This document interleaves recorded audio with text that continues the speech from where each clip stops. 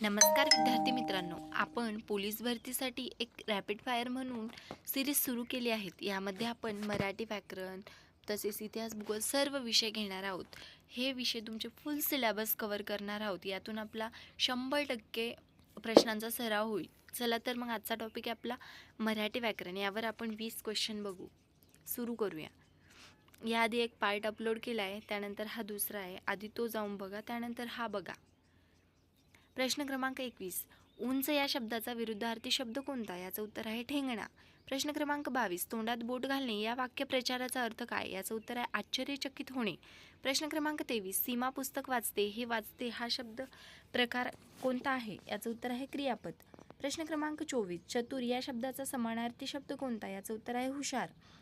प्रश्न क्रमांक 25. मुलगा खेळत आहे या वाक्यप्रचाराचा काळ कोणता? याचं उत्तर आहे वर्तमान काळ. प्रश्न क्रमांक 26. आम्ही शाळेत गेलो या वाक्यातील सर्वनाम कोणते? याचं उत्तर आहे आम्ही. प्रश्न क्रमांक 27. नदी या शब्दाचे अनेकवचन काय? याचं उत्तर आहे नद्या. प्रश्न क्रमांक 28. खाली हा शब्द कोणत्या प्रकारचे अवयव आहे? याचं उत्तर आहे स्थानदर्शक अवयव. प्रश्न क्रमांक 29. काळा या शब्दाचा स्त्रीलिंगी रूप काय आहे? याचं उत्तर आहे काळी. प्रश्न क्रमांक 30. तो प्रामाणिकपणे काम करतो, येथे प्रामाणिकपणे शब्द प्रकार आहे. याचं उत्तर आहे क्रियाविशेषण. प्रश्न क्रमांक 31. विद्या हीच खरी शक्ती आहे, येथे हीच कोणत्या शब्द प्रकार आहेत? याचं उत्तर आहे अवयव.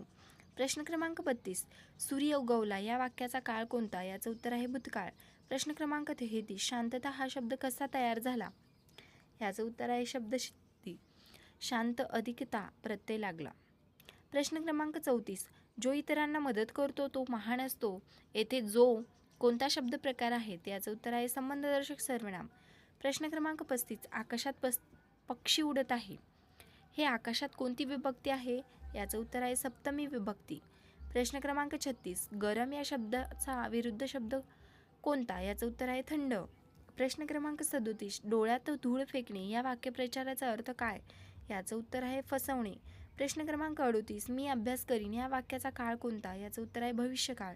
प्रश्न क्रमांक 39. लहान या शब्दाचे नामरूप काय आहे? याचं उत्तर आहे लहानपण. प्रश्न क्रमांक 40. सतत प्रयत्न करणारा यशस्वी होतो, हे कोणत्या प्रकारचे वाक्य आहे? याचं उत्तर आहे साधे वाक्य. व्हिडिओ आवडल्यास लाईक करा, शेअर करा आणि नवीन व्हिडिओसाठी मला कमेंट करून